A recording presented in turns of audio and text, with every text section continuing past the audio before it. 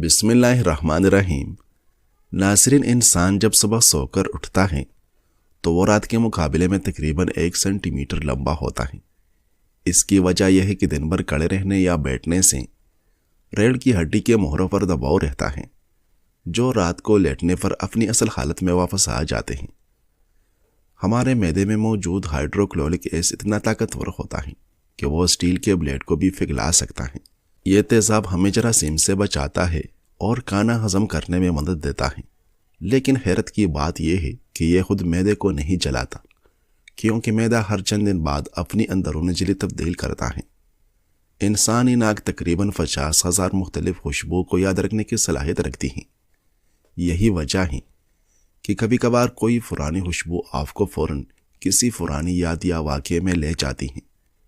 انسان کی ہڈیاں اگر وزن کے حساب سے موازنہ کی جائے تو وہ اسٹیل سے زیادہ مضبوط ہوتی ہیں۔ کنکریٹ کے مقابلے میں ہماری ہڈیاں 4 گنا زیادہ بوجھ برداشت کرنے کی صلاحیت رکھتی ہیں۔ طبی تحقیق کے مطابق کھڑے ہو کر پانی پینے سے پانی براہ راست معدے کی دیوار پر گرتا ہے، جو طویل مدت میں ہاضمے اور جوڑوں کے مسائل پیدا کر سکتا ہے۔ اگر آپ کے پاؤں میں شدید تکن یا درد ہو تو پاؤں کے تلوں پر پیاز کا ٹکڑا رگڑنے یا جراب میں رکھ کر سونے سے خون کی گردش بہتر ہوتی ہے۔ کیا آپ جانتے ہیں کہ انسانی جسم میں اتنی چربی ہوتی ہے کہ اس سے صابن کی 60 ٹکیاں تیار کی جا سکتی ہیں؟ ہر دوسرے دن اپنے گھر کے دروازے اور کھڑکیاں تازہ ہوا کے لیے ضرور کھولیں۔ اپنے گھر میں سورۃ الرحمن کی تلاوت ضرور کریں۔ آپ خود اپنے اور اپنے گھر میں بہتری محسوس کریں گے۔ جمعہ کے فوراً بعد کبھی پانی نہ پیے، ورنہ گردے فیل ہو سکتے ہیں۔ بکری کے چربی کھانے سے بال سفید نہیں ہوتے۔ انسانی سونگنے کی حس براہ راست دماغ کے اس حصے سے جڑی ہوتی ہیں جو جذبات اور یادوں کو کنٹرول کرتی ہیں، اس لیے خوشبو کا اثر فوری ہوتا ہے۔ کھانے کے وقت کسی چیز کی برائی کرنے سے کھانے سے برکت اٹھ جاتی ہے اور ایسے انسان کا رزق تنگ کر دیا جاتا ہے۔ اگر گلے میں خراش ہو یا آواز بیٹھ جائے تو نہار منہ کالی مرچ پیس کر پانی کے ساتھ کھا لیں۔ صبح آنکھ کھلتے ہی کھجور منہ میں ڈال لینے سے معدہ 70 سال تک ٹھیک رہے گا۔ اگر پالک میں پورا لیمو ڈال کر کھا لیا جائے یا گاجر اور لیمو کو پکا کر کھائے تو زندگی بھر کھانے کی نالی صاف رہے گی۔ دل کے مریض اور شوگر کے مریض کلیجی کھانے سے پرہیز کریں۔ ناشتے میں کیلا کھانا پورے دن آپ کے موڈ کو بہتر اور خوشگوار رکھے گا۔ کامیابی کا پہلا قدم ارادہ ہے۔ جب آپ پکا ارادہ کر لیتے ہیں تو آدھی منزل خود بہت طے ہو جاتی ہیں۔ یاد رکھیں، منزل انہی کو ملتی ہے جن کے سپنوں میں جان ہوتی ہے۔ صرف پنکھوں سے کچھ نہیں ہوتا، حوصلوں سے اڑان ہوتی ہے۔ ناکامی دراصل کامیابی کے راستے کا ایک سبق ہے۔ دنیا کا کوئی بھی کامیاب شخص ایسا نہیں ہے جس نے کبھی ٹوکر نہ کھائی ہو۔ وقت کی قدر کرے۔ جو لوگ وقت کی عزت نہیں کرتے، وقت ان کو پیچھے چھوڑ دیتا ہے۔ ہر بڑا سفر پہلے چھوٹے قدم سے شروع ہوتا ہے، اس لیے آج سے ہی اپنے بہتری کے لیے کام شروع کریں۔ کامیابی جادو نہیں ہے، بلکہ یہ روزانہ کی چھوٹی چھوٹی محنتوں کا نتیجہ ہے۔ چاہے تھوڑا کام کرے لیکن روزانہ کریں۔ یاد رکھیں کہ مسلسل گرنے والا پانی کا قطرہ سخت پتھر میں بھی سوراخ کر دیتا ہے۔ اگر آپ کو خود پر یقین ہے تو آپ وہ بھی کر سکتے ہیں جو سب کے خیال میں ناممکن ہے۔ اتنی خاموشی سے محنت کرے کہ آپ کی کامیابی شور مچا دے۔ مشکلیں صرف بہترین لوگوں کے حصے میں آتی ہیں، کیونکہ انہیں بہتر طریقے سے انجام دینے کی صلاحیت رکھتے ہیں۔ جو لوگ سمجھتے ہیں کھانے کے بعد کولڈ ڈرنک پینے سے کھانا ہضم ہو جائے گا، یہ بالکل غلط ہے۔ کولڈ ڈرنک کبھی فائدہ نہیں دیتی بلکہ نقصان ہی دیتی ہے۔ اگر موٹاپے سے بچنا چاہتے ہیں تو کھانا کم کھائے۔ انڈے کھانے سے معدے کا درد نہیں ہوتا۔ اگر الرجی ہو جائے تو فوراً دہی میں کیڑا ڈال کر کھائے۔ ہر قسم کی الرجی اور خارش ختم ہو جائے گی۔ یحییٰ بن یعمر اور حمید بن عبد الرحمن حمیری کہتے ہیں کہ ایک مرتبہ ہماری ملاقات حضرت عبداللہ بن عمر سے ہوئی۔ ہم نے ان کے سامنے مسئلہ تقدیر کو چھیڑا اور لوگوں کے اعتراضات کا بھی ذکر کیا۔ ہماری بات سن کر انہوں نے فرمایا کہ جب تم ان لوگوں کے پاس لوٹ کر جاؤ تو ان سے کہہ دینا کہ ابن عمر رضی اللہ عنہ تم سے بری ہے اور تم اس سے بری ہو۔ یہ بات 3 مرتبہ کہہ کر انہوں نے یہ روایت سنائی کہ حضرت عمر فاروق رضی اللہ عنہ فرماتے ہیں، ایک دن ہم نبی صلی اللہ علیہ وسلم کی خدمت میں بیٹھے ہوئے تھے کہ اچانک ایک آدمی چلتا ہوا آیا، خوبصورت رنگ، خوبصورت بال اور سفید کپڑوں میں ملبوس۔ اس آدمی کو دیکھ کر لوگوں نے ایک دوسرے کو دیکھا اور اشاروں میں کہنے لگے کہ ہم تو اسے نہیں جانتے اور یہ مسافر بھی نہیں لگتا۔ اس آدمی نے عرض کیا، یا رسول اللہ، کیا میں قریب آ سکتا ہوں؟ نبی صلی اللہ علیہ وسلم نے اسے اجازت دے دی۔ چنانچہ وہ نبی صلی اللہ علیہ وسلم کے گھٹنوں سے گھٹنے ملا کر اور نبی صلی اللہ علیہ وسلم کے رانوں پر ہاتھ رکھ کر بیٹھ گیا اور کہنے لگا کہ اسلام کیا ہے؟ نبی صلی اللہ علیہ وسلم نے فرمایا، اس بات کی گواہی دینا کہ اللہ کے علاوہ کوئی معبود ہو ہی نہیں سکتا، اور یہ کہ محمد صلی اللہ علیہ وسلم اللہ کے پیغمبر ہیں۔ نیز یہ کہ آپ نماز قائم کریں، زکوٰۃ ادا کریں، رمضان کے روزے رکھیں اور حج بیت اللہ کریں۔ اس نے اگلا سوال یہ پوچھا کہ ایمان کیا ہے؟ آپ صلی اللہ علیہ وسلم نے فرمایا، تم اللہ پر، اس کے فرشتوں، جنت و جہنم، قیامت کے بعد دوبارہ جی اٹھنے اور تقدیر پر یقین رکھو۔ اس نے پھر پوچھا کہ احسان کیا ہے؟ آپ صلی اللہ علیہ وسلم نے فرمایا، تم اللہ کی رضا حاصل کرنے کے لیے کوئی عمل اس طرح کرو گویا کہ تم اسے دیکھ رہے ہو۔ اگر تم یہ تصور نہیں کر سکتے تو کم از کم یہی تصور کر لو کہ وہ تو تمہیں دیکھ ہی رہا ہے۔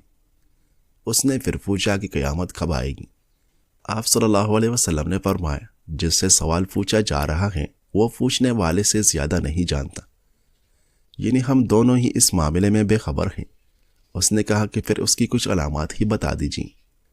آپ صلی اللہ علیہ وسلم نے فرمایا، جب تم یہ دیکھو کہ جن کے جسم پر چیتڑا اور پاؤں میں لیترا نہیں ہوتا، غریب اور چرواہے تھے، آج وہ بڑی بڑی بلڈنگیں اور عمارتیں بنا کر ایک دوسرے پر پار کرنے لگیں، لونڈیاں اپنی مالکن کو جنم دینے لگیں، تو قیامت قریب آ گئی۔ جب وہ آدمی چلا گیا تو نبی صلی اللہ علیہ وسلم نے فرمایا، ذرا اس آدمی کو بلا کر لانا۔ صحابہ کرام رضی اللہ عنہ اس کی تلاش میں نکلے تو انہیں کچھ نظر نہ آیا۔ 2-3 دن بعد نبی صلی اللہ علیہ وسلم نے حضرت عمر فاروق رضی اللہ عنہ سے فرمایا، اے ابن خطاب، کیا تمہیں علم ہے کہ وہ سائل کون تھا؟ انہوں نے عرض کیا، اللہ اور اس کے رسول ہی بہتر جانتے ہیں۔ فرمایا، وہ جبرائیل علیہ السلام تھے جو تمہیں تمہارے دین کے اہم باتیں سکھانے آئے تھے۔ راوی کہتے ہیں کہ نبی صلی اللہ علیہ وسلم سے قبیلہ جوہینہ یا مزینہ کے ایک آدمی نے یہ بھی سوال پوچھا تھا کہ یا رسول اللہ، ہم جو عمل کرتے ہیں کیا ان کا فیصلہ پہلے سے ہو چکا ہے یا ہمارا عمل پہلے ہوتا ہے؟ آپ صلی اللہ علیہ وسلم نے فرمایا، ان کا فیصلہ پہلے ہو چکا ہے۔ اس نے عرض کیا، یا رسول اللہ، پھر عمل کا کیا فائدہ؟ آپ صلی اللہ علیہ وسلم نے فرمایا، اہل جنت کے لیے اہل جنت کے اعمال آسان کر دیے جاتے ہیں اور اہل جہنم کے لیے اہل جہنم کے اعمال آسان کر دیے جاتے ہیں۔ ناظرین، خوشبو نہ صرف آپ کی خود اعتمادی بڑھاتی ہے بلکہ یہ آپ کی ذہنی اور جسمانی صحت پر بھی گہرے اثرات مرتب کرتی ہیں۔ خوشبو کے چند اہم فوائد درج ذیل ہیں۔ ذہنی تناؤ اور بے چینی میں کمی۔ کچھ خاص خوشبوئیں جیسے لیونڈر اور چمبیلی اعصابی نظام کو سکون پہنچاتی ہیں۔ یہ دماغ میں تناؤ پیدا کرنے والے ہارمونز کی سطح کو کم کرنے میں مددگار ثابت ہوتی ہیں۔ مزاج میں بہتری۔ خوشبو فوری طور پر آپ کے موڈ کو بدلنے کی طاقت رکھتی ہے۔ اچھی خوشبو دماغ میں انڈورفینز پیدا کرتی ہے جس سے آپ خوشی اور خود اعتمادی محسوس کرتے ہیں۔ یادداشت اور توجہ مرکوز کرنے میں آسانی۔ کئی طبی تحقیق سے ثابت ہوا ہے کہ سائٹرس اور پودینے کی خوشبو ذہنی بیداری بڑھاتی ہیں اور کام کے دوران توجہ مرکوز کرنے میں مدد دیتی ہیں۔ کچھ خوشبوئیں پرانی یادوں کو تازہ کرنے کا ذریعہ بھی بنتی ہیں۔ نیند کے معیار میں بہتری۔ اگر آپ کو نیند کی کمی کا سامنا ہے تو سندل یا لیونڈر کی خوشبو کا استعمال آپ کو گہری اور پرسکون نیند لانے میں مدد دے سکتا ہے۔ شخصیت کا انعکاس اور خود اعتمادی۔ ایک اچھی خوشبو آپ کی شخصیت کا غیر مرئی حصہ ہوتی ہے۔ جب آپ اچھی مہک محسوس کرتے ہیں تو آپ دوسروں کے سامنے زیادہ پر اعتماد طریقے سے پیش آتے ہیں۔ سندل کی خوشبو ذہنی سکون اور روحانیت کے لیے بہترین ہے۔ عود کی خوشبو وقار اور گہرائی کا احساس پیدا کرتی ہے۔ حمران کہتے ہیں کہ ایک مرتبہ حضرت عثمان غنی رضی اللہ عنہ نے وضو کے لیے پانی منگوایا، چنانچہ کلی کی، ناک میں پانی ڈلا اور 3 مرتبہ چہرہ دھویا اور دونوں بازو کو 3 مرتبہ دھویا، سر کا مسح کیا اور دونوں پاؤں کے اوپر والے حصے پر بھی مسح فرمایا اور ہنس پڑے۔ پھر اپنے ساتھیوں سے پوچھا کہ تم مجھ سے ہنسنے کی وجہ کیوں نہیں پوچھتے؟ لوگوں نے کہا امیر المؤمنین آپ ہی بتائیے کہ آپ کیوں ہنسے؟ فرمایا کہ میں نے نبی صلی اللہ علیہ وسلم کو دیکھا کہ آپ نے بھی اس طرح پانی منگوایا اور اس جگہ کے قریب بیٹھ کر اس طرح وضو کیا جس سے میں نے کیا۔ پھر نبی صلی اللہ علیہ وسلم بھی ہنس پڑے اور اپنے ساتھیوں سے پوچھا کہ تم مجھ سے ہنسنے کی وجہ کیوں نہیں پوچھتے؟ صحابہ کرام نے پوچھا یا رسول اللہ آپ کو کس چیز نے ہنسایا؟ فرمایا انسان جب وضو کا پانی منگوائے اور چہرہ دھوئے تو اللہ اس کے وہ تمام گناہ معاف فرما دیتا ہے جو چہرے سے ہوتے ہیں۔ جب بازو دھوتا ہے تب بھی ایسا ہی ہوتا ہے، جب سر کا مسا کرتا ہے تب بھی ایسا ہی ہوتا ہے، اور جب فاؤ کو فا کرتا ہے تب بھی ایسا ہی ہوتا ہے۔ کیس بن روان کہتے ہیں کہ ایک مرتبہ میں حضرت عمر فاروق رضی اللہ عنہ کی خدمت میں حاضر ہوا اور عرض کیا کہ اے امیر المؤمنین، میں کوفہ سے آپ کے پاس آ رہا ہوں۔ وہاں میں ایک ایسا آدمی کو چھوڑ کر آیا ہوں جو اپنی یاد سے قرآن کریم کی املا کروا رہا ہے۔ یہ سن کر حضرت عمر رضی اللہ عنہ عذابناک ہو گئی اور ان کی رگیں اس طرح پھول گئی کہ جاوے کے دونوں کنارے ان سے بھر گئے، اور مجھ سے پوچھا افسوس وہ کون ہے؟ میں نے حضرت عبداللہ بن مسعود رضی اللہ عنہ کا نام لیا۔ میں نے دیکھا کہ ان کا نام سنتے ہی حضرت عمر رضی اللہ عنہ کا غصہ ٹھنڈا ہونے لگا اور ان کی وہ کیفیت ختم ہونا شروع ہو گئی، یہاں تک کہ وہ نارمل ہو گئے اور مجھ سے فرمایا کم بخت، میں اللہ کی قسم کھا کر کہتا ہوں کہ میرے علم کے مطابق لوگوں میں ان سے زیادہ اس کا کوئی حقدار نہیں ہے، اور میں تمہیں اس کے متعلق ایک حدیث سناتا ہوں۔ نبی صلی اللہ علیہ وسلم کا یہ معمول مبارک تھا کہ رات کے وقت حضرت صدیق اکبر رضی اللہ عنہ کے ساتھ مسلمانوں کے معاملات میں مشورہ کرنے کے لیے تشریف لے جاتے تھے۔ ایک مرتبہ اسی طرح رات کے وقت آپ صلی اللہ علیہ وسلم ان کے ساتھ گفتگو میں مصروف تھے، میں بھی وہاں موجود تھا۔ فرات کے بعد جب نبی صلی اللہ علیہ وسلم وہاں سے نکلے تو ہم بھی آپ صلی اللہ علیہ وسلم کے ساتھ نکل آئے۔ دیکھا کہ ایک آدمی مسجد میں کھڑا نماز پڑھ رہا ہے۔ نبی صلی اللہ علیہ وسلم اس کی قرات سننے کے لیے کھڑے ہو گئے۔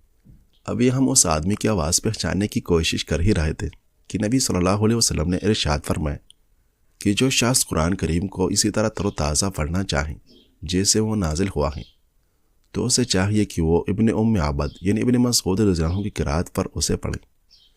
پھر وہ آدمی بیٹھ کر دعا کرنے لگا۔ نبی صلی اللہ علیہ وسلم اس سے فرمانے لگے مانگو تمہیں عطا کیا جائے گا۔ حضرت عمر رضی اللہ عنہ فرماتے ہیں کہ میں نے اپنے دل میں سوچا کہ صبح ہوتے ہی میں انہیں یہ خوشخبری ضرور سناؤں گا۔ چنانچہ جب میں صبح ہوتے ہی یہ خوشخبری سنانے کے لیے پہنچا تو وہاں حضرت صدیق اکبر رضی اللہ عنہ کو بھی پایا۔ وہ مجھ پر اس معاملے میں بھی سبقت لے گئے۔ ناظرین، اگر وزن یا موٹاپا بڑھ جائے تو نیم گرم دودھ میں ہلدی ڈال کر پی لے۔ گرم چیزیں کھانے سے دانت کالے ہو جاتے ہیں۔ مولی والے پانی میں نمک ڈال کر ہاتھوں اور پاؤں کا مساج کریں، ہاتھ اور پاؤں صاف اور گورے ہو جائیں گے۔ رو کے بالوں میں چمک پیدا کرنے کے لیے سر دھونے کے بعد پانی میں ایک لیموں نچوڑ کر ڈالیں، اس کے بعد دوسرا پانی استعمال نہ کریں۔ صبح وقت پر ناشتہ نہ کرنے سے جسمانی اور دماغی کمزوری ہو جاتی ہیں۔ اگر منہ میں چالے ہو یا مسانے کی کمزوری ہو تو تخم ملنگا کا استعمال کریں۔ جبڑوں میں درد ہو تو مولی کی جڑ چوس لیں۔ کچے پھل کھانے سے بال نہیں جڑتے۔ زیادہ کھانے والا ہمیشہ بیماریوں کے نرغے میں رہتا ہے۔